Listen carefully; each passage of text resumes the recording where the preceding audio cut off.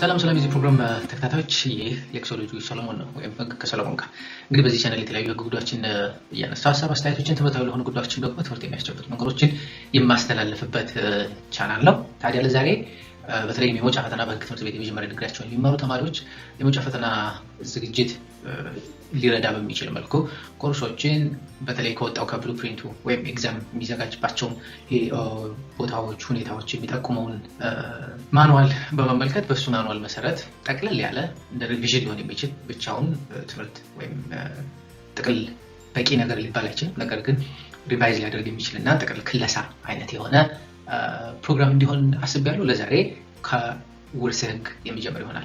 እንግዲህ በዋናነት ስለዚህ ፕሮግራም ማወቅ ያለባችሁ ነገር ብሉፕሪንቱ ላይ ያሉ ወይ በብሉፕሪንቱ ላይ በየኮርሱ የተጠቀሱ አቺቭ የሚደረጉ ጥያቄዎች አሉ። ምን ቻፕተር ኦር ምን ኤሪያዎች ላይ ጥያቄዎች ሊወጡ እንደሚችሉ ብሉፕሪንቱ ሰምሃው አስቀምጧል። ስለዚህ እነዛን ጥቅል ነገሮች ምንድነው በውስጣቸው የሚኖረው የሚለውን ጉዳይ እንመለከታለን። ብዙ አንቀጽ እየጠቀስን ልንመለከት እንችላለን። ነገር ግን በጉዳዩ ላይ ያላችሁን ቀጥታ ጀነራል አንደርስታንዲንግ እንዲኖር ያነበባችኋቸውን ነገሮች ለማስታወስ ያገለግልና ይረዳ ዘንድ በዋናነት ትኩረት የማደርገው ሀሳቦቹን መግለጽ ላይ፣ በዚህ ጉዳይ ላይ ምን ጉዳዮች አሉ የሚለውን ጥቅል የሆነውን ነገር መጥቀስ ነው። ስለዚህ ብቻውን ይሄ ያው ሁላችሁም ትረዳላችሁ ብዬ አስባለሁ። እንደ ጥናት ሆኖ የሚያገለግል ነገር አይደለም። እንደ ሪቪዥን ሆኖ ልንመለከተው ወይም ሊያግዝ የሚችል ነገር እንደሚሆን ግን ተስፋ አደርጋለሁ። ሌሎችም ፕሮግራሞችን ሌሎች ኮርሶችንም ጊዜ ባገኘው ሰዓት እያዘጋጀው የማቀርብላችሁ ይሆናል። አብራችሁ እንድትቆዩ ግብዣ ነው። ለቻናሉ አዲስ የሆናችሁ ቻናሉን ሰብስክራይብ አድርጋችሁ ቤተሰብ እንድትሆኑ እንዲሁ ጋብዛለሁ። መልካም ቆይታ።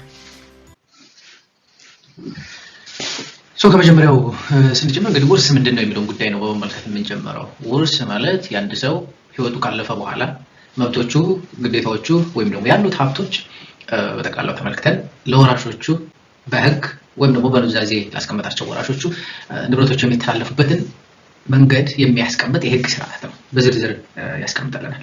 ስለዚህ ከዚህ ጋር ተያይዞ ሁለት ነገሮችን እናነሳለን። የመጀመሪያው ውርስ የሚከፈትበት ሰዓት መቼ ነው የሚል ነው። ውርስ ተከፈተ የሚባለው ኢሚዲየትሊ ሰውየው ከሞተበት ጊዜ ጀምሮ ነው። ሰውየው መቼ ነው ሞተ የሚባለው እሱ ራሱን የቻለ ሊሆን ይችላል። ነገር ግን በብዛት የካርዲዮቫስኩላር ማቆም ወይም የማይመለስ የልብ ስራ ማቆም እሱ በሚፈጠርበት ጊዜ ነው አንድ ሰው ሞተ ተብሎ በህክምና እንትን የሚባለው። በተለይ በኢትዮጵያ ህግ የአዋጅም ስላለ እሱን የሚያስቀምጥ ማለት ነው። በሞት ጊዜ በሁለተኛው በአብሰንት በሚሆን ጊዜ ነው። አንድ ሰው ጠፍቶ ለ2 ዓመታት ወር ለ5 ዓመታት ተጠብቆ ከዛ በኋላ ዲክለር ከተደረገ ጠፍቷል የሚል በፍርድ ቤት ውሳኔ ከተወሰነ የሞተ ሰው አይነት ኢፌክት ይኖረዋል። በዛ ምክንያት ውርሱ የሚከፈትበት ሁኔታ ይኖራል። ስለዚህ ፍርድ ቤት ውሳኔውን እንደወሰነና ጠፍቷል ካለበት ሰዓት ጀምሮ ሰውየው እንደሞተ ሊቆጠር የሚችልባቸው ሁኔታዎች ይኖራሉ። እሱም በራሱ ፍርድ ቤቱ እንደየሁኔታው ሊወስን የሚችል ነገር ሊሆን ይችላል። ነገር ግን በፍርድ ቤት ውሳኔ ጠፍቷል የተባለ ሰው ውርስም ሊከፈት የሚችል መሆኑን መረዳት ያስፈልጋል። ሌላው የት ነው ተከፈተ የምንለው ነው። አሁን ጊዜውን በተመለከተ ለምንድን ነው ጠቃሚ ሆነው? ጊዜው አንድ ሰው ወራሽ እንዲሆን ከሟቹ በሚሞትበት ወይም ሟቹ ሞቷል በተባለበት ሰዓት በህይወት መኖር አለበት ያ ሰው። እሱን ለማስረዳት ስለሚያገለግለን ነው። ማን ነው ቀድሞ የሞተው፣ ሰውየው ሲሞት በህይወት ነበረው ይሄ ሰው የሚሉትን ጉዳዮች እንድናስረዳ እንድናመላክት ስለሚያግዘን ነው ጊዜው ላይ እንደዚህ ትኩረት የምናደርገው። መቼ ነው ሰውየው ሞተው የሚለው መመለስ ያለብን። ሁለተኛው ቦታን በተመለከተ ነው። ቦታን በተመለከተ የት ነው የሰውየው ውርስ ተከፈተ የሚባለው የሚለው አስፈላጊ ነገር ነው። ቢኮዝ በህግ የትኛው ህግ ነው አፕላይ የሚደረገው፣ የትኛው ፍርድ ቤት ነው ክርክር ቢነሳ መሄድ ያለብን የሚሉት ጉዳዮች የሚወሰኑት ውርሱ የት ተከፈተ በሚለው ጉዳይ ላይ ነው። ስለዚህ ፕሌስ ኦፍ ኦፕኒንግ ወይም ውርሱ ተከፈተ የምንልበት ቦታ ደግሞ ሰውየው በሚሞትበት ጊዜ ፕሪንሲፓል ሬዚደንሱ ወይም ትክክለኛ የመኖሪያ ቦታው ተብሎ የሚታወቀው ቦታ የት ነው የሚለው ጉዳይ ይሆናል ማለት ነው። ከዛ ውጪ በጣም በርካታ ሴቶች ያሉበት ምናምን እያልን ብዙ እንትን ልንል እንችላለን። ነገር ግን በዋናነት ፕሌስ ኦፍ ኦፕኒንጋችን ሰውየው መደበኛ መኖሪያ ቦታው የሚለው በጥቅሉ የሚገልጽልን ይሆናል ማለት ነው። ሌላው እንግዲህ በዚህኛው የምንመለከተው በውርስ ውስጥ የሚካተቱት የሟች ንብረቶች ምን ናቸው፣ ምን አይነት ሀብቶች ናቸው በውርስ ውስጥ የሚካተቱት የሚለውን ጉዳይ ነው የምንመለከተው። እንግዲህ በውርስ ውስጥ የሚካተቱት ንብረቶችን ስንመለከት በዋናነት የሚንቀሳቀሱ ንብረቶች፣ የማይንቀሳቀሱ ንብረቶች ሊሆን ይችላል። በጠቅላላ ንብረት የትኛውም አይነት ንብረት ይካተታል። የሰውየው አስፈላጊ ነገሮች በሙሉ ወደ ሌላ ሰው ሊተላለፉ የሚችሉ ነገሮች በሙሉ ባለቤትነት ያለው ነገር በሙሉ ኢቭን የመጽሐፍ ባለቤትነት፣ ኮፒራይት መብቶች፣ ፊልም፣ የኦዲዮ ቪዥዋል መብቶችን በተመለከተ የፓተንት መብቶች ጭምር ካሉት እነሱ ጭምር ወደ ወራሾቹ ሊተላለፉ ይችላሉ። በዋናነት እንግዲህ የሚተላለፉና የማይተላለፉ መብቶች ብለን ለመለየት የሚያግዘን ነገር ምንድነው? እነዛ ነገሮች ሰውየው ሲሞት አብረው የሚሞቱ ናቸው ወይስ ሰውየው ሲሞት ሊተላለፉ የሚችሉ ነገሮች ናቸው የሚለው ነው። አንድ ልጅ በኢኮኖሚክስ እንዳባቱ ተምሮ ቢመረቅ እና ተመሳሳይ ስታተስ ላይ ቢኖር የአባቴን ስራ ልውረስ ማለት አይችልም። እንደዛ የሚፈቀድባቸውና እንደዚህ አይነት ኮንሲደሬሽኖች ያለባቸው ሲስተሞች አሉ። ነገር ግን በእኛ ህግ ስርዓት ውስጥ እንደዚህ አይነት ነገሮች አይፈቀዱም። ስለዚህ ፐርሰናል የሆኑ የሰውየው በትክክል ሰውየው የሱን ኳሊፊኬሽን ሊጠይቁ የሚችሉ ፐርሰናሊ ከሱ ጋር አታችመንት ያላቸው ነገሮችን በሙሉ አይጠየቁም ማለት ነው። ስለዚህ የላይፍ ኢንሹራንስን በተመለከተ ሌሎች አማራጮች በርካታ ዝርዝር ጉዳዮች አሉት። እሱም በተለይ ቤኔፊሻሪ ዴዚግኔትድ ተደርጎ ከሆነ የሚለውን ጉዳይ እንመለከታለን። ነገር ግን ሰበር የሰጣቸው ውሳኔዎችም አሉ። ኢቭን ኢፍ ቤኔፊሻሪ ዴዚግኔት ቢደረግም ወይም ለላይፍ ኢንሹራንስ ተጠቃሚ ተብሎ የተቀመጠ ሰው ቢኖርም ልጅና ሚስቶች ስቲል ኢምፕላይድሊ የላይፍ ኢንሹራንሱ ተጠቃሚ ተደርገው እንደተቀመጡ ግምት የሚወሰድበት ስርዓት አለ የሚል ውሳኔዎችም አሉ።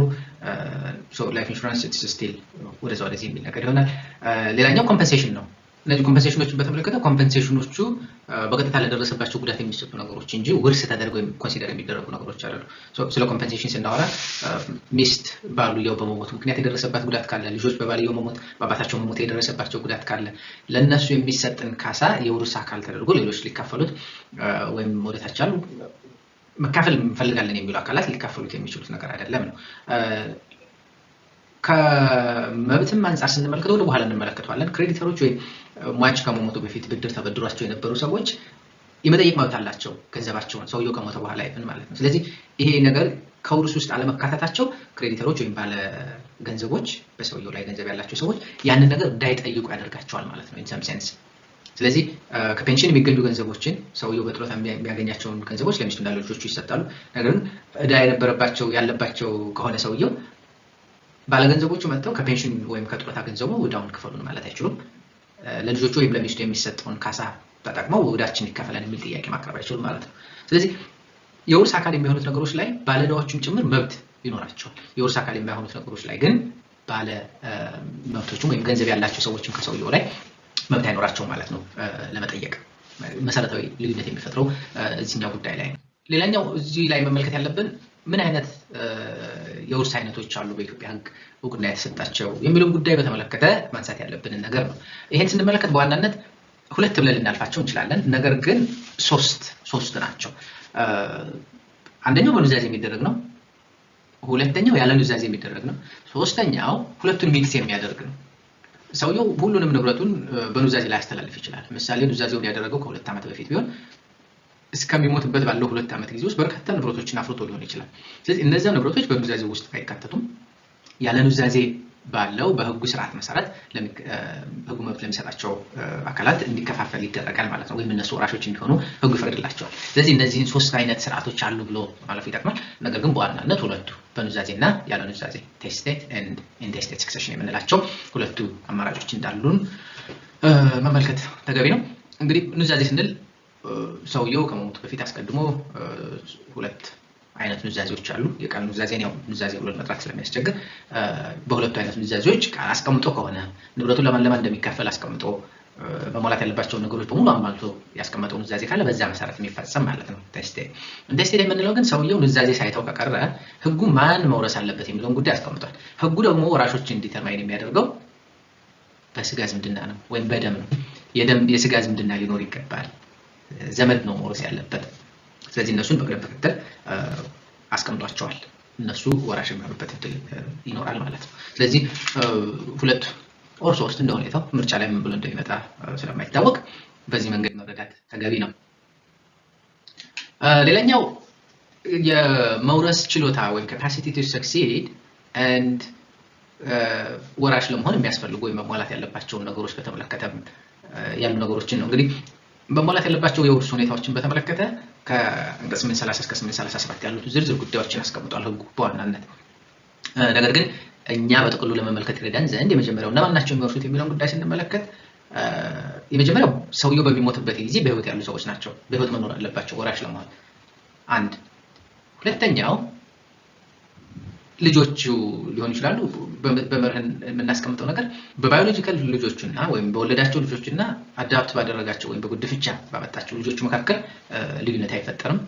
ሶስተኛው posthumous children የሚባለው ነው ይሄ ሰውየው ከሞተ በኋላ የሚወለድ ልጅ ሰውየው ከሞተ በኋላ ልጅ ሊወለድ ይችላል ሶ እሱን በተመለከተ ምን አይነት ሩል አለ የሚለው ጉዳይ ነው እሱ ሰውየው ከሞተ በኋላ ከተወለደ አንድ ልጅ 48 ሰዓት በህይወት መኖር አለበት ወራሽ ለመሆን ማለት ነው እሱን በተመለከተ ያስቀምጣል እነማን ናቸው መውረስ የማይችሉት የሚለው ጉዳይ ስንመለከት የመጀመሪያው ህጉ ውስጥ በዝርዝር የተቀመጡ ነገሮች አሉ በተለይም በወንጀል የተጠየቁ ሰዎች የሰውየውን ቤተሰቦች ወይም እሱን ራሱ ኑዛዜ እንዳያደርግ በመከልከል ወንጀል በመፈጸም ቤተሰቦችን በመግደል በሐሰት መስክሮ በጣም ረጅም ጊዜ ሊያስቀጣ የሚችል ውሳኔ አስወስነው ከሆነ ወይ በዛ ተጠይቀው ከሆነ ፍርድ ተፈርዶባቸው ማለት ነው አጭበርብረው ኦር ወዘተ ሰው ከቤተሰቦቹ አንዱን ገለው ምናምን because ውርስን የማስከልከል እድሎች ሊኖሩ ይችላሉ እንደዚህ አይነት ነገሮች ሲመጡ ስለዚህ ውርሱን የሌላውን አስከልክሎ ኤ ቢባለው ሰው ቢ የሚባለው ወንድሙን ከውርስ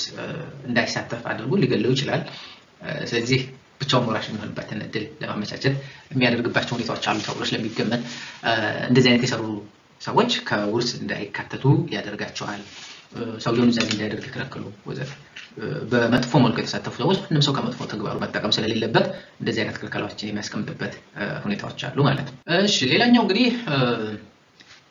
የመውረስ መብት ያላቸው ሰዎች እነማን ናቸው ሟችን የሚወርሱት መውረስ የማይችሉት እነማን ናቸው የሚለውን ጉዳይ በተመለከተ ለማየት እንሞክር የመጀመሪያው እንግዲህ እነዚህ ነገሮች ስንመለከት ወራሾች እነማን ናቸው ወይ መውረስ የሚችሉት እነማን ናቸው የሚለውን ለመመልከት ኑዛዜ አለ የለም የሚለው ጉዳይ መመልከት ያስፈልጋል የመጀመሪያው እንግዲህ ኑዛዜ ያለበት ውርስ ከሆነ ነው እነዚህን በተመለከተ ኑዛዜው በትክክል በህጉ መሟላት ያለባቸው ሪኳየርመንቶች ወይም ቅድመ ሁኔታዎች አሟልቶ ከተገኘ it's up to the deceased እሱ ነው ራሱ ነው ዲተርማይን የሚያደርገው ማን ነው የሚወርሰኝ ማን ነው ይሄን ንብረት መውሰድ ያለበት የሚሉት ነገሮች ሁሉ ሊያስቀምጥ ይችላል ስለዚህ በህጉ መሟላት ያለባቸው ተብሎ የተቀመጡ ነገሮችን ያሟላ ኑዛዜ ላይ ሰውየው ወራሾቹን መምረጥ ይችላል ወራሾቹን መምረጥ ብቻ አይደለም ወደ ኋላ እንደመለከተዋለን ብያስባለሁ ኮንዲሽን ሊያስቀምጥ ይችላል ከሌ ውርሴን ማግኘት የሚችለው እንደዚህ ካደረገ ነው የሚል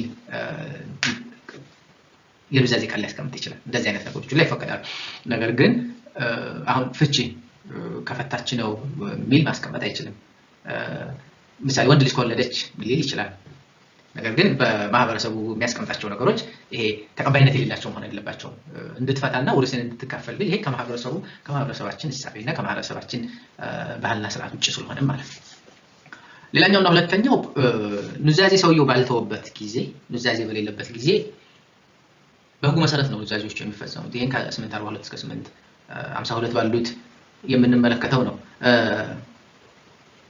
በዝምድና ቅርበታቸው ነው በዚህ መሰረት ደግሞ ዲተርማይን የሚደረገው ሶ የመጀመሪያው እንግዲህ ወራሾች ተብሎ የሚጠሩት ሰውየው ኑዛዜ ካልተወ ልጆቹ ናቸው ልጆቹ ይጠራሉ ልጆች ከሌሉት አጋጣሚ ልጆቹ ሞተው ከሆነ የልጅ ልጆች ካሉት የልጅ ልጆቹ ይተካሉ የልጅ ልጅ ሳይኖረው ቀርቶ የልጅ ልጅ ካለው ወደታች ይተካል ሶ ወደታች ይወርዳል መጀመሪያ ቅድሚያ የሚሰጠው ወደታች ላሉት ነው ወደታች ምንም አይነት ተወላጅ ከሌለው ወደ ላይ ይሄድና እናትና አባቱ ዜጋ እናትና አባቱ ከሌሉ ወደ ጎን እህትና ወንድሞቹ የእናትና የአባቱ ልጆች ማለት ነው የእናትና የአባቱ ልጆች ከሌሉ የነሱ ልጆች እያለ ወደ ጎን ሳማው እስከ 7 ድረስ ሊሄድ ይችላል and still ወደዚህ ወደ ጎን ሄዶ ከሌለ ይመለስና ወደ ላይ ወደ አያቶቹ ይሻገራል አያቶቹ ከሌሉ ወደ አክስትና አጎቶቹ ወይም የአያቶቹ ልጆችና የእናቱና የአባቱ ወንድሞች እህቶች ማለት ነው አጎቶቹ አክስቶቹ ይሻገራል አጎትና አክስት ከሌለው አሁንም ከነሱም ቀጥሎ የሚተካ ከሌለ ይመለስና ወደ ላይ ወደ ቅድመ አያቶቹ ይሄዳል ማለት ነው ስለዚህ ቅድመ አያቶቹ ጋር ደርሶ ከቅድመ አያቶቹ በኋላ ደግሞ ወደ ጎን ይሄዳል የቅድመ አያቶቹ እህትና ወንድሞች ወይም ለእናቱና ለአባቱ አክስትና አጎት የሆኑ ሰዎች ወራሽ ሆነው እንዲጠሩ ይደረጋል በዚህ ሁሉ ውስጥ ሰው ሳይገኝ ቀርቶ ዘመድ የሌለው ሰው ከሆነ እና ኑዛዜ ካላስቀመጠ መጨረሻ ላይ መንግስት ወራሽ የሚሆንበት እድል ተመቻችቶለታል ማለት ነው ነገር ግን በዚህ ውስጥ የምንመለከተው ነገር ምንድነው ይሄ ጀነሬሽናል የሆኑ ነገሮች ማይንቀሳቀስ ንብረት በተለይ ይሄ በፊት ቤትን በተመለከተ እንዲሁም መሬትን እንዲመለከት ይችላል ጀነሬሽናል ሆኖ የሚተላለፉ ነገሮች አሉ ከአባት ላይ ወይ ከእናት ላይ ሆኖ የሚመጡ ርስት ተብሎ የሚታወቀው ነገር ማለት ነው እሱ በሚሆን ጊዜ ውርሱ ወደ ላይ አንድ ስቴፕ ከተሻገረ በኋላ ያንን የመጣበትን መስመር ተከትሎ ነው የሚሄደው ከእናቱ መስመር ከሆነ ያ ውርስ ተላልፎለት የመጣው ያ ንብረት መጨረሻ ላይ በሚተላለፍበት ጊዜ ርስት ከሆነ በእናቱ መስመር ላሉት ነው ቀጥታ የሚሄደው ወደ አባት መስመር የመሻገር እድል ላይኖረው ይችላል ይሄን በተመለከተ በጣም አወዛጋቢ አይነት እንትኖች አሉ የሰበር ውሳኔዎች አሉ መጽሐፉ ላይ ወይም የማስተማሪያ መጽሐፉ ላይ ከተቀመጠው ምሳሌ በተለየ መልኩ ማስተማሪያ መጽሐፉ ላይ ወይም ሰበር ውሳኔ ላይ ተቀምጧል የሰበር ውሳኔው የሚያስቀምጠው ምንድነው ቅድሚያ ለእናት ይሰጣል እናት ከሌለች ግን ወደ አባት ይሄዳል እዚህ ስቴጅ ላይ ማለት ነው አሁን ከናቱ ወገን የመጣ ርስት ከነበረ ለናቱ መጀመሪያ ይሄዳል ልጆች ከሌሉ ማለት ነው ኦፍ ኮርስ ልክ እናቱ ከሌለችም ወደ ጎን ሊሄድ ይችላል ወደ ጎን ተሄዶ ሌላ ከሌለ ግን ቀጥታ ወደ አባቱ ነው የሚሄደው እንጂ በእናቱ ወገን ላለው ወደ ላይ ላለው ለአያቶቹ እንዲሄድ አይደረግም የሚል ውሳኔ ነው የሰበር ውሳኔ የሚያስቀምጠው ነገር ግን የህጉን እንድምታ ስትመለከቱት ከዛ ትንሽ ለየት ያለ የሚመስል ነገር አለው ነገር ፓተርና ፓተርኔስ ማተርና ማተርኔስ ሩል መኖሩን ግን ማወቅና መረዳት አስፈላጊና በቂ ነው ብዬ አስባለሁ ሌላኛው እዚህ ላይ መመልከት ያለብን እንግዲህ አንድ ሰው ለውርስ የተገባ አይደለም ወይም አንወርዚ ተብሎ የሚባለው ምን ሲያደርግ ነው የሚሉትን ነገሮች ቅድም ተመልክተናል 838 ላይ እንደምትመለከቱት የሰውየውን ቤተሰብ አባል ሆነ ልጆቹን ሚስቱን ወይም ደግሞ ወደ ላይ የሚቆጠሩ ዘመዶችን ለመግደል የሞከረ ወይም የገደለ መግደልና መሞከር ብቻ አይደለም በዚህ ተግባሩ ጥፋተኛ የተባለ ፍርድ ቤት ክስ ቀርቦበት ጥፋተኛ ነው ተብሎ መቀጣት አለበት ለመግደል ሞክሮ ነገር ግን በፍርድ ቤት ቀርቦ ካልተጠየቀ ውሳኔ አይተላለፍበትም ምሳሌ አንድ ሰው የሆነ ቤተሰብን ገሎ ቢጠፋ ካገር ቢጠፋ ያ ሰው ስቲል የውርስ ተካፋይ የሚሆንበት እድል ይኖረዋል በፍርድ ቤት ያልተቀጣ ስለሆነ ማለት ነገር ግን ይሄንን አሁን ሰበር ቢደርስ ወይ የሆነ ስቴጅ ላይ ቢደርስ ሊቀበሉት ይችላሉ ወይ maybe አሁን ሰበር እየሰራ ያለው ነገር ምንድነው ዳይናሚክ የሆነ ኢንተርፕሪቴሽን ነው እየተጠቀመ ያለው ብዙ ጊዜ ሰው ላይፈቅዱ የሚችሉበት እድል እና አጋጣሚ ሊኖር ይችላል ግን we don't know ሌላው ፎልስ ላኪዝ በውሸት መስክሮ ወይም በውሸት ጠቁሞ ሰዎች ላይ ከ10 ዓመት በላይ እንዲፈረድባቸው ካደረገና ማን ልጆቹ ሚስቱ እንዲሁም ወደ ላይ የሚቆጠሩ ዘመዶቹ ልጆቹ ስንል ወደ ታች ልጆቹም ጭምር ልጆቹ ተብለው ኮንሲደር ስለሚደረጉ ማለት እና በሶስተኛ ደረጃ ኑዛዜ እንዳያደርግ ሰውየውን የከለከለ አካል ካለ ኑዛዜ እንዳያደርግ ስንል ያደረገው ኑዛዜ መሻር እንዳይችል ያደረገ ሊሆን ይችላል አዲስ እንዳያደርግ ሊሆን ይችላል ወይም ያደረገውን ደግሞ ሪቮክ ማድረግ እንዳይችል ለማድረግ ያደረገ ሊሆን ይችላል ስለዚህ በተለያየ መንገድ ኑዛዜ ላይ በተመለከተ ምንም አይነት ነገር እንዳያደርግ የገደቡት ሰዎች ከውርስ ተካፋይ የሚሆኑበት ወይም ለውርስ ብቁ አይደላችሁም የሚባሉበት አጋጣሚ ሊፈጠር ይችላል የሚለውን መመልከት ተገቢ ነው ነገር ግን እዚህ ጉዳይ ላይ ትኩረት ማድረግ ያለብን ተከታዮቹ አንቀጾችን ስንመለከታቸው ወንጀሉን የሰራው ሰውየው ከሞተ በኋላ ከሆነ ኦሬዲ ሰውየው በሚሞትበት ጊዜ ውርሱ ስለሚከፈል እነዚያ ሰዎች የገደላቸው ለውርስ አይደለም ተብሎ ግምት ስለሚደረግ ከውርስ ሰውየው አይከለከልም ስቲል ቢገልም ወራሽ የሚሆንበት እድሉ አለው ማለት ነው ቢኮዝ ለውርስ ካልሆነ ያልገደላቸው የውርስ ህጉ የመከልከል ዓላማ የለውም የውርስ ህጉ የሚከለክለው በዋናነት ይሄን ተግባር የፈጸመው ከውርስ ለመጠቀም ፈልጎ ነው እነሱን በመግደል የውርስ መብት አገኛለሁ ብሎ በማሰብ ነው የሚል እንድምታ ስለሚኖረው እሱን ዲስከሬጅ ለማድረግ ነው በሌላ ጉዳይ ሰውየው ፓርደን አድርጎላቸው ወይም ይቅርታ አድርጎ ከሆነ even if ሊገሉት ቢሞክሩ even if ኑዛዜ እንዳያስቀምጥ ያደረጉት ቢሆንም ከቤተሰቦቹ አንዱን ገለው ቢሆንም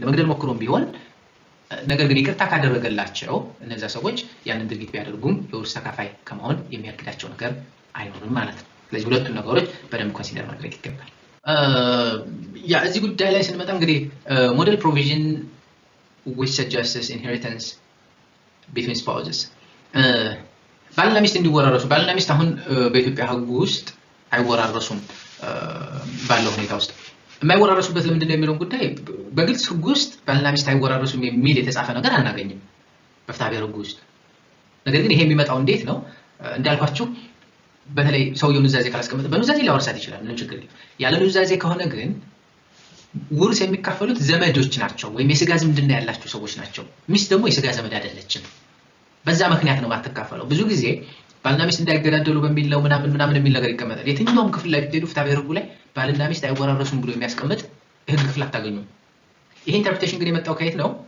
አንድ ሰው ዘመዱን አያገባም ዘመዱ ከሆነች ውርስ ትካፈላለች ማለት ነው ነገር ግን ዘመዱን አያገባም የሚል እንድምታ ስለነበር ነው because በፊት የፍትሐ ብሔር ህጋችን ዝምድና እስከ 7 ድረስ ነው የሚከለከል የነበረው ውርስ የሚፈቀድ የነበረው እስከ 7 ድረስ ነው ስለዚህ ተመሳሳይ ነው ስታተሳቸው አንድ ሰው ሊያገባ የሚችለው ከ8ኛው የዘር ሐረግ በኋላ ያለችው አንድ ሴት ነው ወይም የምታገባው ከዛ በኋላ ያለው ወንድ ነው ከዛ በፊት ያለው ከሆነ ግን ዘመድ ነው በህግ መሰረት ትከለከላለች ማለት ነው ዝምድና ቆጣጣው እንደዛ ስለነበር አሁን ግን የህግ ስርዓቶቻችን ተቀይረዋል አሁን ያክስቱን ልጅ ማግባት ይችላል አንድ ሰው ያን ፈቅዷል በክልል ያለው የቤተሰብ ህጎችም ከትግራይ ክልል የቤተሰብ ህጎች እስካሁን ማቀው ሌሎቹ በሶስተኛ ደረጃ ዝምድና ላይ ያሉትን ብቻ ነው የሚከለክሉት። የትግራይ እስካሁን 7 ላይ ነው። የሌሎቹ የፌደራል ነው የምትመለከቱት ወይም አብዛኞቹ የፌደራል ስለሆነ ኮፒ ፔስት የሚያደርጉት ስቲል ይከለክላሉ እስከ 3 ብቻ። ስለዚህ አንድ ሰው ያክስቱ ልጅ ቢያገባ እና ቢሞት እና ልጅ የለው ሆኖ እናትና አባቱ የሉ ሆነው ቀጥታ ይሄዳል የሚስቱ እናትና አባት ጋር። የሚስቱ እናትና አባት ስለሌሉ ውርስ ከማጋ ይደርሳል ከሚስቱ ጋር። በዚህ ጊዜ ወራሽ ትሆናለች አትሆንም የሚል ጥያቄ ያስነሳል። ቢኮዝ ዘመዱ ናት፣ ያክስቱ ልጅ ናት። ነገር ግን ሚስቱ ናት። አሁን እቺ ሴት ሚስቱ ስለሆነች ወራሽ አይደለችም ልትባል አትችልም።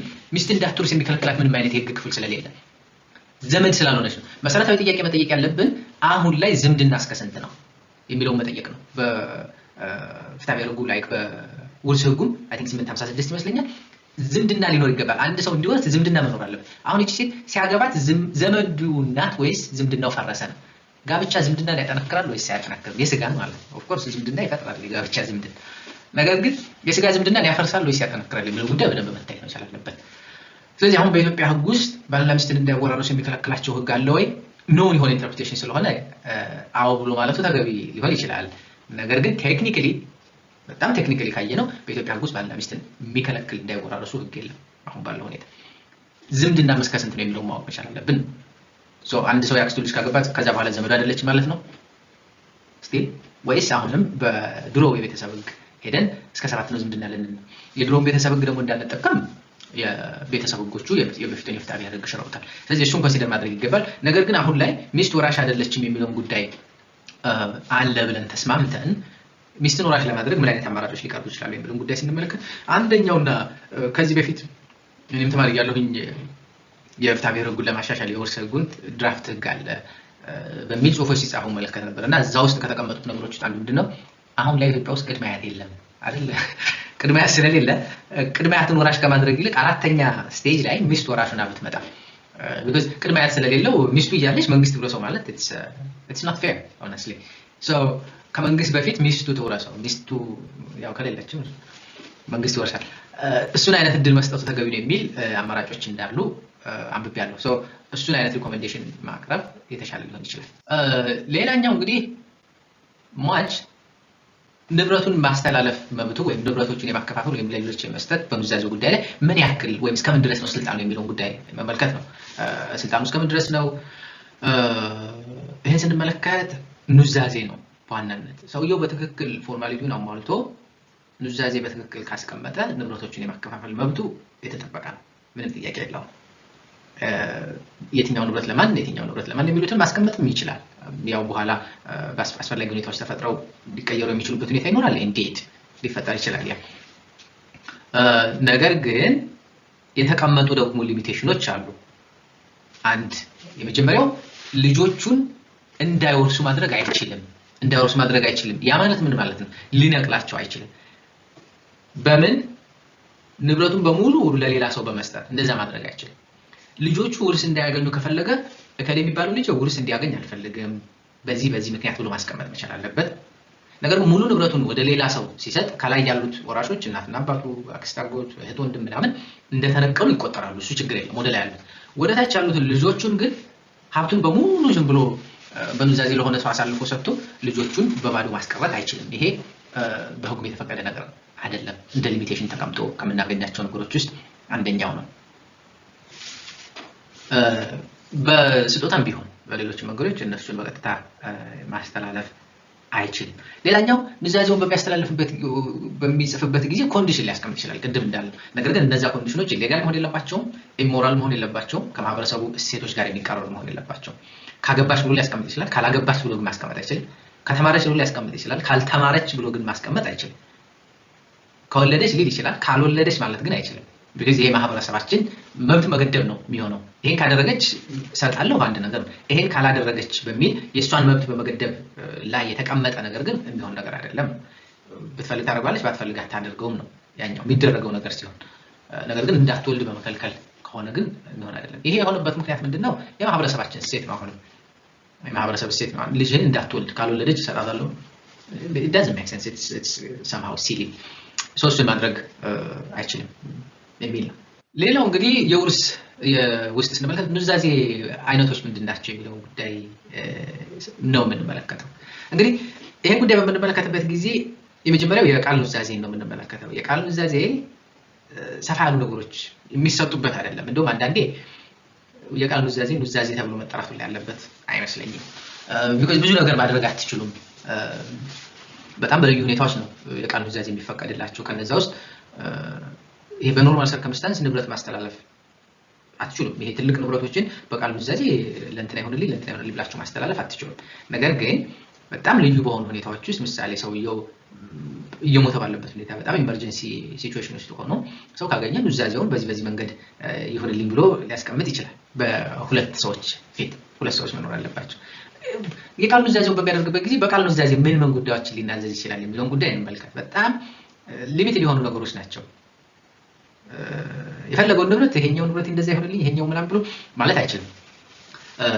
ስፔሲፊክ ኮንተንት አላቸው። የመጀመሪያው የቀብር ስነ ስርዓቱን በተመለከተ ትዕዛዝ መስጠት ይችላል። የት መቀበር እንደሚፈልግ ምናምን የመሳሰሉትን ነገሮች and ከ500 ብር ያልበለጡ እያንዳንዳቸው የሆኑ ነገሮችን ማከፋፈል ይችላል ወይም ኑዛዜ ማድረግ ይችላል። ከ500 የኢትዮጵያ ብር ያልበለጡ ልጆቹን ማን ያሳድግልኝ ወይም አሳዳጊ ማን ይሆናቸው የሚለውን ጉዳይ እሱ ማስቀመጥ ይችላል። እንደዚህ አይነት መብቶች ሊኖሩ ስለሚችሉ ማን ጋር ማድረግ አለባቸው የሚሉትን ጉዳዮች ከመሞቱ በፊት ቢናገር ሊሰሙለት ይችላሉ። በተለይ አደጋ ውስጥ ሆኖ የሆነ አደጋ አጋጥሞት ሊሞት እያቃሰተ ባለበት ሁኔታ ይሄን አይነት ኑዛዜ እንዲደረግ ህጉ ይፈቅዳል። ለዛ ነው በጣም ሊሚትድ የሆኑ ነገሮች ስለሆኑ ነው የቃል ኑዛዜ ብሎ መጥራት ያስቸግራል የሚለው።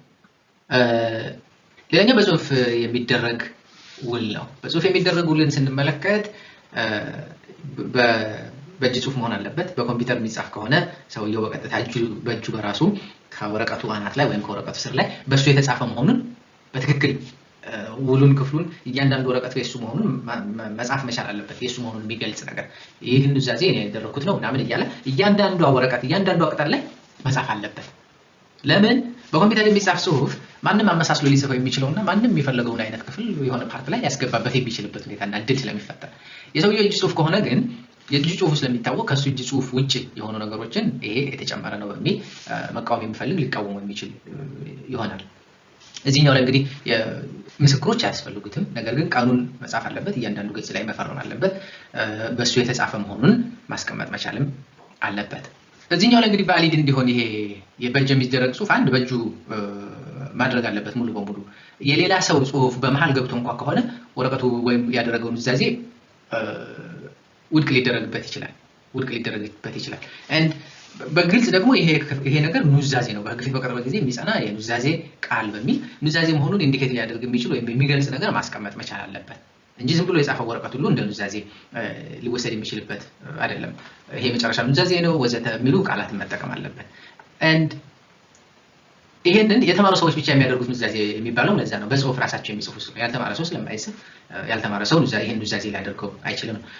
ቅድም እንደጠቀስኩት በእጅ ባይሆንም በልዩ ሁኔታ በሜሽን የሚጻፉ ወይም በኮምፒውተር የተጻፉ ነገሮችም ሊጸድቁ የሚችሉበት እድል አላቸው። ነገር ግን በእያንዳንዱ ገጽ ላይ ታይፕ ማድረግ አለበት በራሱ የእጅ ጽሁፍ በሱ የተጻፈ መሆኑን ቀኑን የመሳሰሉት ነገሮች ቬሪፋይ እያደረገ ይሄ የሱን ሐሳብ የሚያንጸባርቅ and legally valid የሆነ በህግ ፊት በቀረበ ጊዜ የሚጸና በራሴ የተጻፈ ህጋዊ ኑዛዜ የመጨረሻ ኑዛዜ ነው የሚል የሆነ ቃል እንትን እያለ እየጻፈ እየፈረመ ማስቀመጥ መቻል አለበት። እያንዳንዱ ገጽ ላይ 100 ገጽ ቢሆን እንኳን 100ንም ገጽ ተመሳሳይ ነገር እየጻፈ መፈረም አለበት። then በእጅ ጽሁፉ አትሊስት እሱ እንደጻፈው ማረጋገጫ የሚሆንበት እድል ይፈጠራል ማለት ነው። ሌላኛው በህዝብ ፊት የሚደረግ ወይም ግልጽ ኑዛዜ የሚባለው ነው። ይሄ በምስክሮች ፊት የሚደረግ ኑዛዜ ነው። እሱን በተመለከተ በእጅ ሊጻፍ ይችላል ወይም ሌሎች ሰዎችም ሊጽፉት ይችላሉ ወይም ሰውየው ራሱ ሊጽፈው ይችላል። ብዙ የሚያስቸግር ነገር አይደለም። መነበብ አለበት በምስክሮች ፊት። ምስክሮች ያስፈልጉታል። ስለዚህ በምስክሮች ፊት መነበብ አለበት። በምስክሮች ፊት መነበቡ እዛው ኑዛዜው ላይ መገለጽ መቻል አለበት የሚል ሪኳየርመንት ያስቀምጣል። ነገር ግን ይሄኛውን ሪኳየርመንት በተመለከተ ብዙ ሰበር ላይ የደረሱ ጉዳዮች ሊኒየንት የሆነ ፖዚሽን ይዞበታል። ሰበር ሲፈርሙ ኦፍ ኮርስ እንደተነበበላቸው ኮንሲደር ይደረጋል። ሰው ተነቧል በምስክሮች ፊት ተብሎ ኑዛዜው ውስጥ አለመጻፉ ብቻውን ኑዛዜውን ኢንቫሊድ ያደርገውም የሚል ለቀቅ ያለ ኢንተርፕሬቴሽን ተከትሏል። ሌላኛው ግን ፊርማ መኖር አለበት። ፊርማ የሰውየውም የምስክሮቹን ኢሚዲየትሊ መፈረም አለባቸው። ያልተማሩ ሰዎች ከሆኑ ደግሞ ያው አውራጣታቸውን ቀለም በማስነካት እሱን የማይማን ፊርማ ማስቀመጥ አለባቸው ማለት ነው። ነገር ግን ይሄን ኑዛዜ ሲደረግ እንግዲህ እንደተጠቀስነው ምስክሮች ያስፈልጋሉ። 4 ምስክሮች በዳኛ ፊት ወይም ደግሞ አቃቤ ወይም ውልና ማስረጃ የሚሰሩ አካላት በስራቸው ላይ ያሉ እነሱ ፊት ከሆነ የተደረገው አንዱ እንደ ሁለት ምስክር ሊቆጠር የሚችልበት እድል እንዳለ ህጉ አስቀምጧል። ነገር ግን እዚህ ጉዳይ ላይ ስንመለከት ያው ምስክሮችን በተመለከተ ምስክር መሆን የሚችሉት እነማን ናቸው? ማንኛውም ሰው ተነስቶ ምስክር መሆን አይችልም። ያው እንደዚህ አይነት ባይንዲንግ የሚሆን ወይም ህጋዊ ውጤት የሚኖረው ተግባር መፈጸም የሚችሉ ሰዎች መሆን አለባቸው። አንደኛው በዋናነት እንግዲህ 18 ዓመት የሚሞላቸው ሰዎች መሆን አለባቸው ምስክር ሆነው ሊቀርቡ የሚችሉ ሰዎች በህግ ፊት ያንን ነገር ውጤታማ እንዲሆን ወይም ተግባር መፈጸም የሚችሉ ሰዎች መሆን አለባቸው። ማይንዳቸው ሳውንድ የሆነ ሰዎች መሆን አለባቸው። ላይክ judicially incapacitated የተደረጉ ወይም legally incapacitated የተደረጉ ሰዎችን የምስክርነት መብታቸው የተነካባቸው የተነሳባቸው ሰዎችን በተመለከተ ምስክር ሆነው ላይ ቆጠሩ የሚችሉበት እድላቸው ሰፊ ይሆናል ማለት ነው። and the funny thing is እዚህ ጋር ቋንቋውን አንደርስታንድ የሚያደርጉ ሰዎች ምስክር መሆን አይችሉም። ኑዛዜው የተጻፈበትን ቋንቋ አንደርስታንድ የሚያደርጉ ሰዎች መሆን አለባቸው ምስክር ሆነው ለመፈረም because ሊነበብላቸውና የተጻፈውን ነገር አንደርስታንድ ያደርጉት ይገባል። ያንን ደግሞ ማድረግ ስለማይችሉ በትርጉም ሊተረጎምላቸው ይችላል። ምን ይሆናል ያ እንደ ዳኛው ሁኔታ ሊለያይ ይችላል በምን አይነት መንገድ ኢንተርፕሬት እንደሚደረግ። ለአሁኑ ግን ሰዎቹ በትክክል ቋንቋውን አንደርስታንድ የሚያደርጉት መሆን እንዳለባቸው ማየቱ ጠቃሚ ነው። and እነዚህን ሪኳየርመንቶች አላሟላ ከሆነ እና በሚመለከተው አካል ሄዶ ወረቀቱ መመዝገብ አለበት። እንደዚህ አይነት በግልጽ የተደረገ ኑዛዜ ሲሆን እነሱን ካላሟላ ውድቅ የሚደረግበት ሁኔታ ሊፈጠር ይችላል ማለት ነው። and አሁን ላይ የምንመለከተው ደግሞ ኑዛዜ መኖሩን ለማስረዳት የምንጠቀምባቸው ማስረጃዎች ምን ናቸው የሚለውን ጉዳይ በተመለከተ ነው። የመጀመሪያው እንግዲህ ኤግዚስተንስ ኦፍ ዊል ስንል ኑዛዜ መኖሩን ማስረዳት ነው። ኑዛዜ መኖሩን በዋናነት ሊኩሌተር ነው ፈልጎ ኑዛዜዎችን የሚያመጣው መኖሩን አለመኖሩን እያረጋገጠ የዛን ስራ መስራት ያለበት። ሁለተኛው ኮንተንት ስንል ደግሞ የኑዛዜው ራሱ አፒራንሱ ይዘቱ ምንድነው የሚለውን ጉዳይ ኮንተንቱ ላይ እንግዲህ ቫሊዲቲ ሪኳየርመንቶችም ይነሳሉ። ሰዎች ኦብጀክት ሊያደርጉ ይችላሉ ቫሊዲቲውን የኑዛዜው መኖር ተስማምተው ነገር ግን ከዚህ አንፃር ይሄን አላሟላም ስለዚህ ውድቅ መደረግ ያለበት የሚለውን ጉዳይ ሊነሳ የሚችልበት እድል ይኖራል። ሁለት ኑዛዜዎች ሊኖሩ ይችላሉ ኤግዚስት አድርገዋል ነገር ግን ኮንተንቱ የትኛው ነው የሚለውን ጉዳይ ማስረዳት የማይችልበት ሁኔታ ሊፈጠር ይችላል። ነገር ግን እነዚህን ነገሮች ለማድረግ ምን ማድረግ ይቻላል? አንደኛው እንግዲህ ኦሪጂናል ዶክመንቱን ማቅረብ ነው። and ቴስቲሞኒ የሚኖርበት በምስክር ማስረዳት የሚቻልበት ሁኔታ ሊፈጠር ይችላል። ከዛ ውጪ ኑዛዜ እንዳለ የሚያስረዱ ነገሮች and በመንግስት የተቀመጡ ደግሞ ፐብሊክ ዊል ሲሆን ወይም በግልጽ የሚደረግ ኑዛዜ ሲሆን ስለሚመዘገብ እነሱን ማስረዳት ይቻላል እንጂ የዶክመንት ኑዛዜዎች ከጠፉ ያው ጠፉ ነው። በጽሁፍ የተደረገ ኑዛዜ ሰውየው በእጅ ጽሁፍ ያደረገው ኑዛዜ ካልተገኘ አልተገኘም። ብዙ ጊዜ ንሳባት ጋር ይሰጣል ወይ ጓደኛ ጋር ይሰጣል። እንደዚህ አይነት ኑዛዜ ይደረግና እንደዚህ አይነት ነገሮች ካልተገኙ በምስክር ስለማይኖር ምስክር ማስረዳት አይቻልም። በፐብሊክ ሲሆን ደግሞ መመዝገብ አለበት ስላልን ከምዝገባ ስርዓት ውስጥ ነው ሊገኝ የሚችለው። ከዛ በኋላ እንግዲህ ኮንተንቱን እንትን ለማለት ለመረዳት ምስክሮች ሊቀርቡ ሊጠሩ ይችላሉ። ኮንተንቱ ኤግዚስተንሱን በተመለከተ ግን በምስክር ማስረዳት አይቻልም።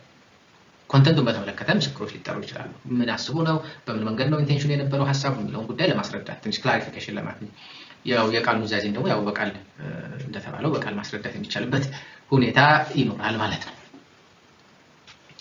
ማስረዳት ያለበት ማን ነው የሚለውን ጉዳይ በተመለከተ መብት አለኝ የሚል ነው ወይም ኑዛዜ አለ ብሎ የሚያስብ አካል ነው ኑዛዜ መኖሩን ማሳየት ማቅረብ መቻል ያለበት። ስለዚህ ምን ጊዜም በህግ ውስጥ መብት አለኝ ወይም እንደዚህ አለ እንደዚህ መብቴ ነው የሚል ሰው ነው ማስረዳት ያለበት። ጥያቄ አካል ሁሌ ማስረዳት አለበት።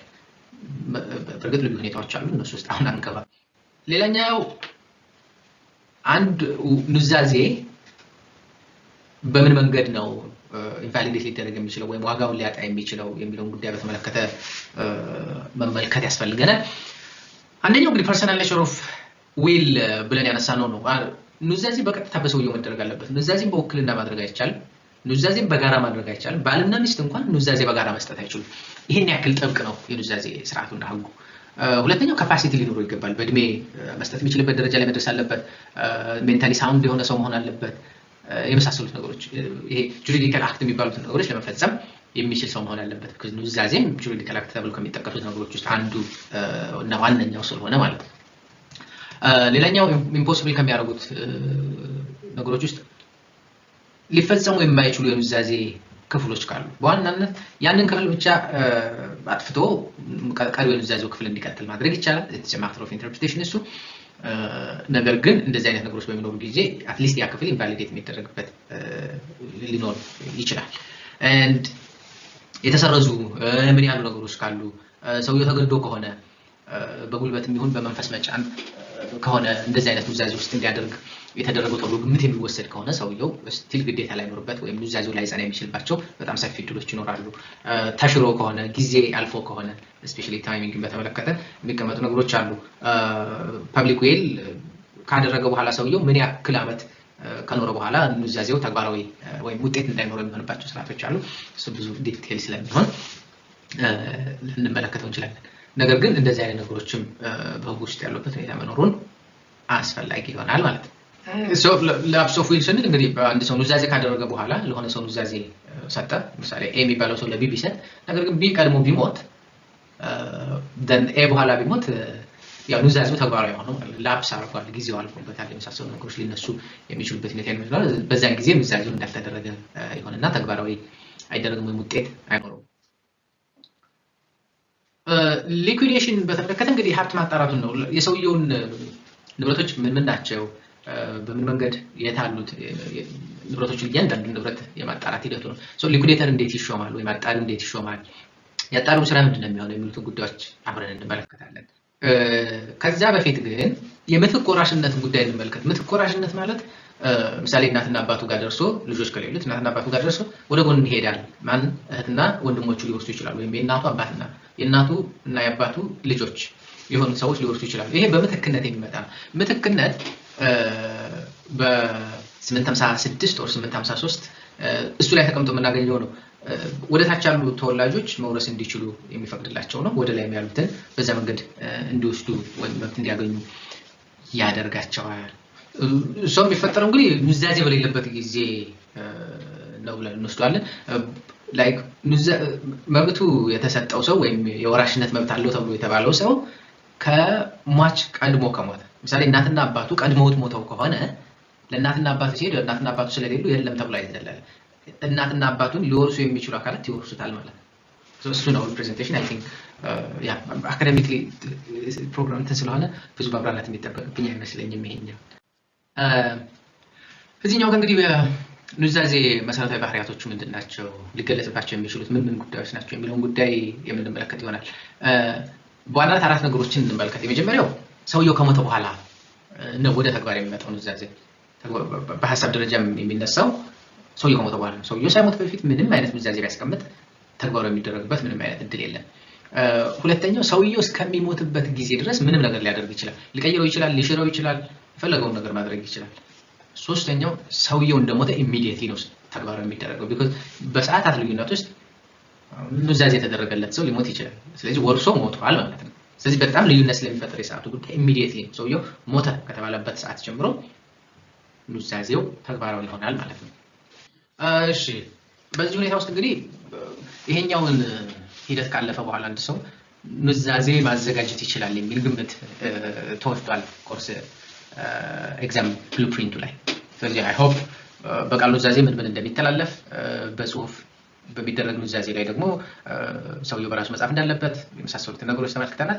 በግልጽ የሚደረግ ኑዛዜ በሚሆንበት ጊዜ ደግሞ ምስክሮች እንደሚያስፈልጉና በኮንተንት ዋይዝ ብዙ የሚያስፈልግ ነገር አይኖርም። በኮምፒውተር በሚጻፍ ጊዜ በጽሁፍ የሚደረገው ሰውየው በቀጥታ የራሱ ጽሁፍ መሆኑን የራሱ ኑዛዜ መሆኑን የሚገልጽ በእያንዳንዱ ገጽ ላይ ሆነ ነገር ማስቀመጥ አለበት የሚለውን ጉዳይ ተመልክተናል።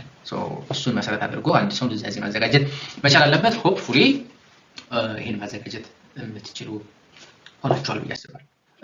ሌላኛው እንግዲህ ስለ መንቀል ወይም ኑዛዜ አንድ ሰው እንዳይካፈል ወይም ተሳታፊ እንዳይሆን ማድረግን በተመለከተ ነው የምናነሳው። ሶሻል ሲግኒፊካንሱ ምንድነው የሚለውን ጉዳይ ነው የምንመለከተው። አይ ቲንክ በኢትዮጵያ ሕግ ውስጥ ልጆችን መንቀል ይቻላል በግልጽ አስቀምጦ ምክንያቱንም አስቀምጦ። ምክንያት ሳያስቀምጥ አንድ ሰው ኑዛዜ እንዳይካፈሉ ማድረግ አይችልም። ምክንያት ማስቀመጥ አለበት። ይሄ በመሆኑ ወይም በዚህ ምክንያት ኑዛዜ እንዲካፈሉ ወይም የኑዛዜ አካል እንዲሆኑ አልፈልግም። ዳኞች ይሄንን ጉዳይ በቂ ነው አይደለም፣ ልጆቹ ይሄን ማድረጋቸው በቂ ነው አይደለም የሚለውን መመዘን ይችላሉ። ነገር ግን ይሄ የጠቀሰው ነገር ሰውየው እውነት ነው ወይስ ውሸት ነው የሚለውን ግን መመልከት አይችሉም። ይሄ እነሱ ስራ አይደለም። ውሸትም ይሁን እውነትም ይሁን ሰውየው ያለው ነገር በቂ ነው ወይስ አይደለም፣ ኑዛዜ እንዳይካፈሉ ለማድረግ ያስችላል አያስችልም የሚለውን ጉዳይ ነው። ለምሳሌ አልጦሩኝም፣ ስለዚህ ኑዛዜ እንዲካፈሉ አልፈልግም፣ የጦረኝ እንትና ብቻ ነው፣ እንደዚህ ያደረገልኝ እንትና ብቻ ነው፣ እሱ ብቻ ነው ንብረት እንዲካፈል ፈልገው ቢል ኢትስ ፌር። ምንም ካላደረክለት የእሱን ንብረት እንዴት ትወስዳለህ? ለምን ትጠይቃለህ? እሱ አላካፍልም እንዲያገኝ አልፈልግም ቢልም መብቱ ስለሆነ ያንን ማድረግ ይችላል። ወደ ላይ የሚሄዱትን በተመለከተ ወይም እናትና አባቱ፣ አጎቶቹ፣ አክስቶቹ፣ አያቶቹን በተመለከተ ለሌላ ሰው ኑዛዜ በማድረጉ ምክንያት ብቻ ኤክስክሉድ እንደተደረጉ የሚቆጠሩበት ሁኔታ ይመጣል። በተለይ ዩኒቨርሳል ሌጋቲ የምንለው ሙሉ በሙሉ ንብረቱን ለሌላ ሰው ያስተላልፍ እነሱን እንድትወርሱ አልፈልግም እያላቸው እንደሆነ ግምት ይወሰዳል። and that's fine because እነዛ ሰዎች የራሳቸው ንብረት ያላቸው ከሱ የተሻለ እድሜ ላይ ያሉ ሰዎች ናቸው ተብሎ ግምት ስለሚወሰድ ማለት ነው። ነገር ግን ቅድም እንዳነሳ ነው አንድ ሰው ንብረቱን በኑዛዜ ለሆነ ሰው ብቻ ማስተላለፍ አይችልም። አሁን ሰው ተነስቶ ለጓደኛው ሙሉ ንብረቴን አውርሼዋለሁ ብሎ ቢል ሙሉ ንብረቱን 100% ጓደኛው ይወርሳል ማለት አይደለም። ራዘር ምንድነው የሚሆነው? ከወራሾቹ እንዳንዱ ወይም ከልጆቹ እንዳንዱ ሊቆጠር ይችላል። እንዳንዱ ተቆጥሮ ንብረት ተካፋይ ይሆናል እንጂ 100% ያንን ንብረት በቀጥታ ይወስዳል ማለት አይደለም። ሰውየው ስላለ ብቻ አይወስድም። because ከዚህ በፊት እንደጠቀስነው ልጆቹን ሙሉ በሙሉ መንቀል ስለማይችል ይሄን በማድረግ በግልጽ ማስቀመጥ አለበት። ይሄን ኑዛዜ አድርጌያለሁ፣ ለዚህ ሰው 100% ንብረት ተሰጥቷለሁ፣ ልጆች እንዲካፈሉ አልፈልግም፣ በዚህ ምክንያት ተከለ በዚህ ምክንያት ተከለ እንዲካፈሉ አልፈልግም የሚል ግልጽ ኑዛዜ ክፍል ማስቀመጥና ያንን ማስረዳት የሚችል ነገር መሆን አለበት። እንግዲህ ሶሻል ሲግኒፊካንሱ ምንድነው ነው? ሶሻል ማህበረሰብ ውስጥ አንድ ሰው ውርስ እንዲነቀል ወይም የውርስ ተካፋይ እንዳይሆን ማድረግ ምንድነው ጥቅሙ? አንደኛው እንግዲህ ማህበረሰቡን ለመቆጣጠር ነው። ቤተሰቦችን ካልጦርክ ካላገለገልክ you are not going to get a penny ምንም አይነት ሳንቲም አታገኝም። ይሄን ለማስተላለፍ ያግዛል ነው። ስለዚህ ቤተሰቦች ወይም የሚሞቱ አካላት በህይወት ባሉበት ጊዜ እንክብካቤ እንዲያገኙ ለማድረግ እድል ይሰጣል። ምሳሌ አንድ በስጦታ ንብረት የሰጠ ሰው የመጦር ኃላፊነት አለበት። ስጦታ ያገኘው ሰው ላይ እንደዚህ አይነት ስምምነት ባይኖርም እንኳን ሰውየው ሰው እጅ ከገባና ካረጀ ምን ካለ ጡረታ ካስፈለገው ሰውየው መጦር አለበት። ነገር ግን አይ የጦረኛ አይደለም ስለዚህ ስጦታዬን አፍርሻለሁ ብሎ ንብረቱን እንደገና መመለስ ይችላል። ይሄ የተፈቀደ ነው። ስለዚህ የኑዛዜም ጉዳይ በዛ አግባብና በዛ ልክ መታየት ይኖርበታል። ሁለተኛው ኢንሄሪታንስ ዲስኢንሄሪት ማድረግ ወይም ይሄ መንቀልን በተመለከተ ልጆቹን ያለ ምክንያት መንቀል አይችልም የሚለው ደግሞ ከልጆቹ ጋር ያለውን ፕሮቴክሽን ነው። ቻይልድ ፕሮቴክሽን ልጆቹን ፕሮቴክት መደረግ አለባቸው። የሆነ ታይም ላይ ተነስተው ችግር እንዲሆንና እንዲፈጠርባቸው ህይወታቸው ጎዳና ወድቀው አስቸጋሪ ህይወት እንዲመሩ ህጉ ስለማይፈልግ ለነሱ ፕሮቴክሽን እያስቀመጠ ነው። ያው ግን ፋሚሊ ኮንፍሊክት ሊያመጣ ይችላል ኦፍ ኮርስ። ያው እንዳልነው ደግሞ ካልቸራል ሪፍሌክሽኑ ቤተሰቦች በተመለከተ የሚያመጣቸው የራሳቸው የሆነ ልዩነቶችና ሐሳቦች ሊኖሩ ይችላሉ። ስለዚህ በዋናነት explicit disinheritance and tacit disinheritance የምንለው ነገር አለ። ኤክስፕሊሲት የምንለው በግልጽ ነቀለ ነቀያለሁ ወደ ላይ ያሉትን ወደ ታችም ያሉትን ነቀያለሁ ማለት አለበት። ወደ ታች ያሉትን ልጆቹን ሲነቅል ግን ምክንያት ማስቀመጥ አለበት። ወደ ላይ ያሉትን በሚነቅላቸው ጊዜ ግን ምንም አይነት ምክንያት እንዲያስቀምጥ ህጉ ግዴታ አይጥልበትም የሚለው መሰረታዊ ነጥብ ሆኖ መያዝ አለበት። ከዛ ውጪ የፍርድ ቤትን ስልጣን በተመለከተ ተመልክተናል። ይበቃል እሱ ላይ። ኦኬ በዚህኛው ክፍል የምንመለከተው ደግሞ የሀብት የኑዛዜ የውርስ ሀብቱን በተመለከተ አጣሪ እንዴት ነው የሚሾመው? እነማን ናቸው አጣሪ መሆን የሚችሉት? ምንድነው ስልጣናቸው? ኃላፊነታቸውስ ምንድነው የሚሆነው የሚለው ጉዳይ ላይ ነው። በዋናነት በሁለት መንገድ ሊሾሙ ይችላሉ፣ በሶስት መንገድ ሊሾሙ ይችላሉ። አንድ በህግ በቀጥታ ያስቀመጠው ይኖራል። በሁለተኛ ደረጃ በሰውየው በራሱ በሟቹ ሀብቱን በከሌ እንዲያጣራው በሚል ሊያስቀምጥ ይችላል። በሶስተኛ ደረጃ ፍርድ ቤት በዳኞች አማካኝነት የሀብት አጣሪ ሊሾም ይችላል። የመጀመሪያው እንግዲህ በህግ ስንል ወራሽ ሆነው የተቀመጡ ሰዎች ወራሽነት መብት ያላቸው በኢንቴስቴት የሚሆን በኢንቴስቴት በሚሆንበት ጊዜ ወይም ደግሞ ኑዛዜው በማይኖርበት ጊዜ ወይም የተበላሸ ኑዛዜ በሚሆንበት ጊዜ በህግ ፊት ወራሽ የሆኑ ሰዎችን መብት እንዲኖራቸው ያደርጋል። ከዛ ውጭ ኑዛዜን በሚኖርበት ጊዜ ዩኒቨርሳል ሌጋሲ አድርጎ ወይም ይሄ ሙሉ ንብረት ወይም በፐርሰንት በሚያስቀምጥ መልኩ ንብረት ያስተላልፈላቸው ሰዎች ከወራሾቹ እንዳንዱ ስለሚሆኑ እነሱን እንደ ሊኩዴተር እንዲሆኑና እንዲያገለግሉ መብት እንደሰጣቸው ኮንሲደር ሊደረግ የሚችልበት ሁኔታ ይኖራል። በኑዛዜ ቢያስቀምጥና በህግ ከተቀመጡት መካከል ልዩነቶች በሚኖሩ ጊዜስ በሚል በኑዛዜ ሰውየው ከሌ ይሁንልኝ ከሌ ንብረቱን እንዲያጣራ አድርገዋለሁ ወይም ሰጥቻለሁ መብት ብሎ ካስቀመጠ እሱ ፕሬሲደንት ይኖረዋል። ሁሌም በኑዛዜ ሰውየው ከሌ ይሁን ብሎ ካስቀመጠ ነገር ግን የተቀመጠው ሊኩዴተር ወይም ሀብት አጣሪ ማድረግ በማይችልበት ጊዜ በህግ የተከለከለ ከሆነ እንደዚህ አይነት ተግባራት እንዳይሰራ እድሜው ያልደረሰ ከሆነ ወዘተ የዛ ሰው ተወካይ እንዲወክለው ሊደረግ የሚችልበት ሁኔታ ይኖራል። ምሳሌ አንደኛውን ልጁን እንደዚህ እንዲያጣረረው ካለና ያ ልጅ ግን ገና እነዛን ተግባራት ለማከናወን መብትና ስልጣን ከሌለው እሱ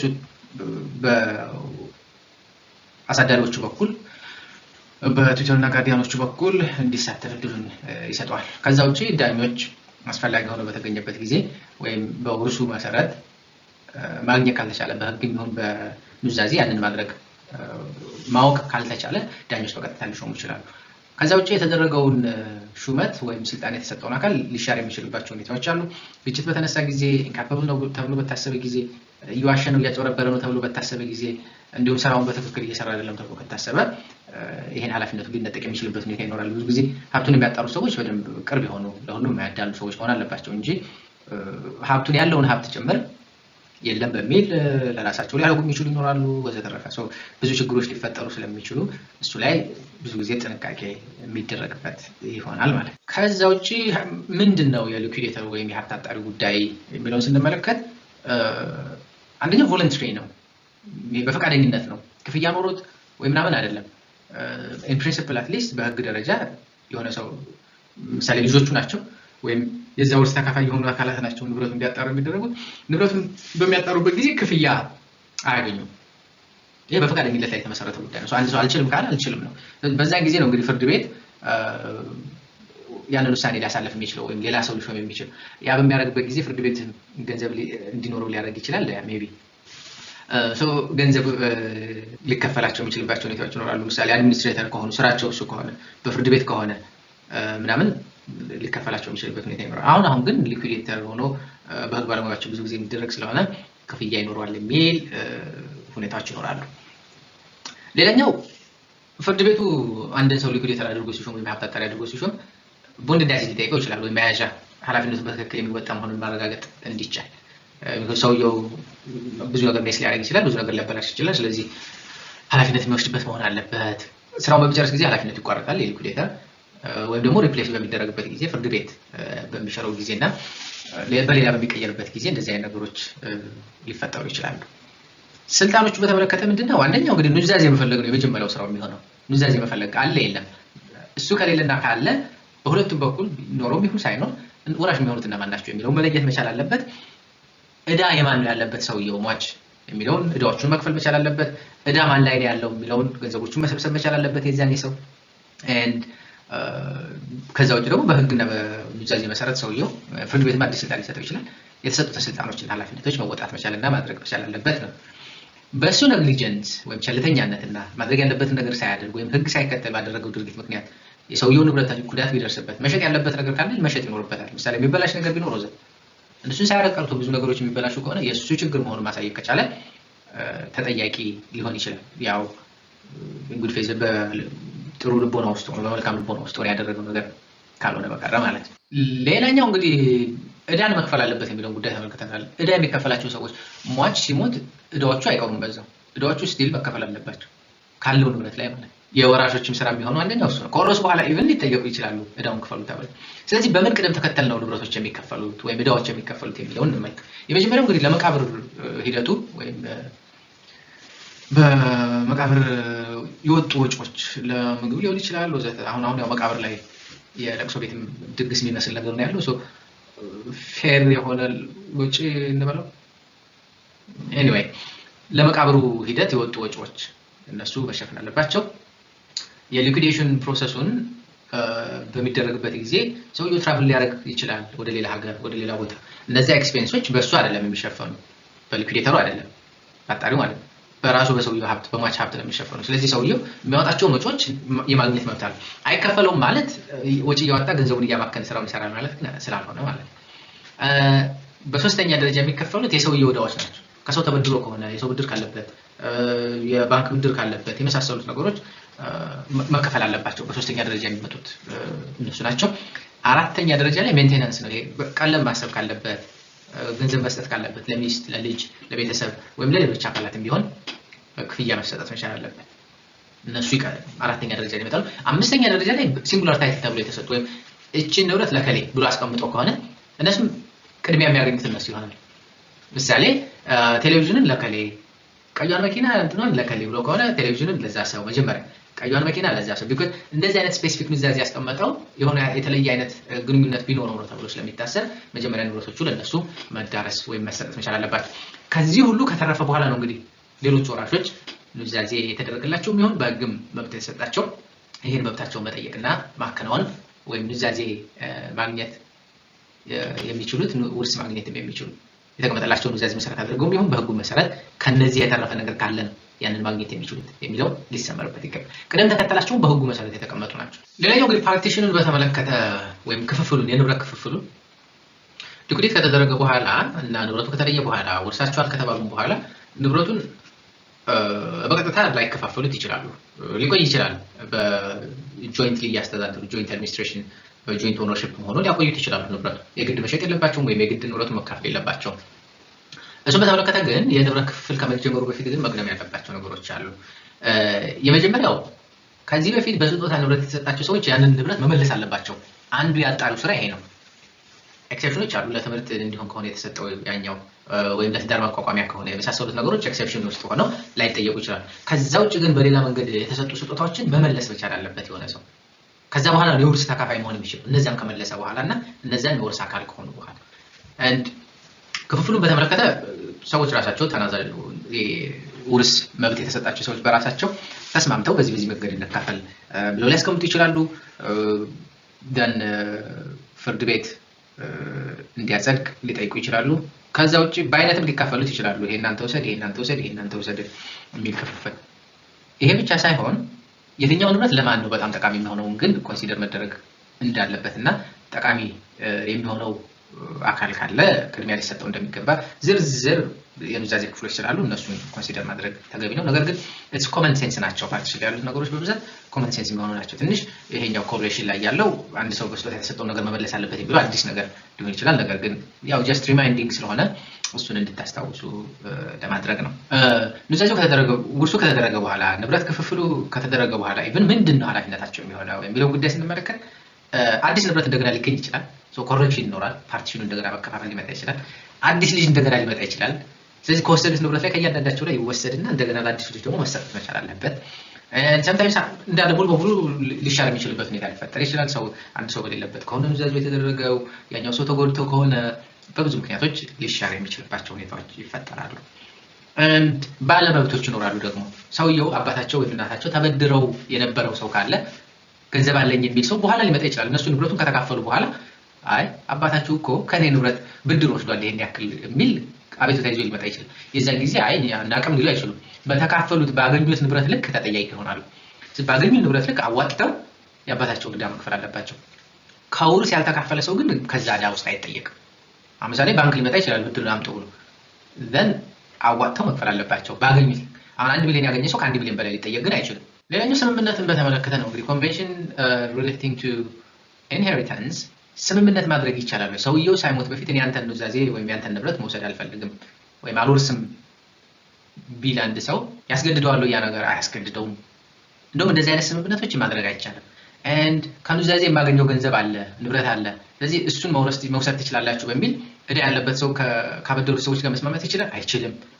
ኑዛዜ ሰውየው ከሞተ በኋላ ወይም ውርስ የሚባለው ነገር ሰውየው ከሞተ በኋላ ስለሆነ የሚመጣው ሰውየው ከመሞቱ በፊት የሚደረግ ማንኛውም አይነት ስምምነት ተቀባይነት የለውም። ኑዛዜው ወይም ውርሱ ከተከፈተ በኋላ ነው ፈልጋለሁ ወይም አልፈልግም የሚለውን ጉዳይ አንድ ሰው ሊስማማ ወይም ዲክሌር ሊያደርግ የሚችለው። ከዛ ውጭ ባለው ሁኔታ ግን ምንም አይነት ውሳኔዎችን ቢወስን ምንም አይነት ስምምነቶችን ቢስማማ የሚከለክለው ወይም ንብረቱን እንዳይወርስ የሚያደርገው ምንም አይነት ምክንያት የለም የሚለው ሊሰመርበት ይገባል። በዋናነት እነዚህ ናቸው። ከዛ ውጭ ምንድነው ጥቅሙ ነው አሁን ወደፊት ያለው ነገር እንዳይል አንደኛ በብዙ መልኩ ሰውየው ሳይሞት በፊት ቢሞት ብለ መስማማት ሶሻሊ አክሰፕታብል አይደለም ከሶሻል ኖርማችን አንፃር and ለሌሎች መንገዶችም ሊያበረታታ ይችላል። እኔ ኑዛዜ አልወስድም or እንደዚህ ያለለም አይነት ስምምነቶች መደረግ የለባቸው ሶስተኛ ወገኖችም ጥቅም ውስጥ ገባ ማለት ነው። ምሳሌ አሁን አንድ ሰው ያ አባቴ ሲሞት አባቴን ንብረት እናንተ ተወስዳላችሁ ብሎ ቢስማማ እነዛ ሰዎች አባቱን ሊገሉት ይችላሉ። ስለዚህ እንደዚህ አይነት ነገሮች ያው ራሽናሎቹ ወይ ምክንያቶቹ እንግዲህ it's I think common sense የሆነ ነገር ነው ብዙ ማብራራት የሚያስፈልገው አይመስልኝ። የሊኩዴሽን ፌዙን በተመለከተ ወይም ይሄ ሀብት ማጣራቱን ከውርስ ከተከፈተበት ጊዜ ጀምሮ ፓርቲሽን እስከሚሆንበት ወይም መከፋፈል እስከሚባለው ጊዜ ድረስ ያለውን ጉዳይ በተመለከተ ነው። ውርሱ ከተከፈተ በኋላ በ40ኛው ቀን ኑዛዜ ይከፈታል ወይም ኑዛዜ ተፈልጎ ይነበባል በአጣሪው አማካኝነት። ከዛ በኋላ የወራሽነት መብታቸውን ያሳውጃሉ። ወራሾችን መለየት የሚችለው በዛ መንገድ ስለሆነ ወራሽነትን ያሳውጃሉ በፍርድ ቤት። እያንዳንዱ ንብረት ተጣርቶ ንብረቱ ከተከፈለ በኋላ በሊኩዴተሩ አማካኝነት እንደገና የተረፈ ንብረት ካለ ወደ ፓርቲሽን ይገባሉ። በጥቅሉ በዚህ መንገድ ልንገልጸው የምንችለው ጉዳይ ይሆናል ማለት ነው። እንደዚህ በተመለከተ ሴቶችና ህፃናትን በተመለከተ ምን አይነት ነገሮች አሉ ነው? ህፃናትን በተመለከተ እንዳልነው ልጆችን ኤክስፕሊሲትሊ ዊዝ ሪዝን ካልሆነ በቀረ ዲስኢንሄሪት ማድረግ አይቻልም። ይሄ ዲስኢንሄሪታንስን መከልከል ደግሞ የህፃናትን በተለይ የልጆችን መብት ለመከላከል የተደረገ ጥበቃ ነው። ሰውየው ከሞተ በኋላ የሚወለድ ልጅን በተመለከተ በጉዲፈቻና በወለዳቸው ልጆች መካከል ልዩነት አለመፍጠር፣ በጋብቻና ከጋብቻ ውጭ በተወለዱ ልጆች ልዩነት አለመፍጠር የመሳሰሉት ነገሮች የህፃናት መብት የሚጠብቁና የሚያስከብሩ ናቸው ልንለው እንችላለን። የሴቶች መብት የሚለውን ጉዳይ ብዙ ምን አለ የሴቶች መብት I have no idea። እንደዚህ በመጨረሻው እንግዲህ አክቹዋል የሆኑ ኢማጂነሪ የሚሆኑ ብቻ ፕሮብለሞችን ሶልቭ ማድረግ መቻል አለባቸው የሚል ነው። ይሄ የሚል ጉዳዮች እየፈጠሩ መፍታት መመልከት የሚቻልበት ሁኔታ እንድትፈጥሩ እላለሁ። እንግዲህ የውርስ ህግን በተመለከተ ይዤላችሁ የቀረብኩት ይሄን ይመስላል። አትሊስት ማዳመጥ ለምትወዱ ሰዎች ወይም መስማት ለምትፈልጉ ሰዎች የሆነ ያክል እገዛ እንደሚያደርግ ተስፋ አደርጋለሁ። ሌሎች ኮርሶችንም እንግዲህ በተገኘው ጊዜና አጋጣሚ ውስጥ እያዘጋጀው ለማቅረብ እሞክራለሁ።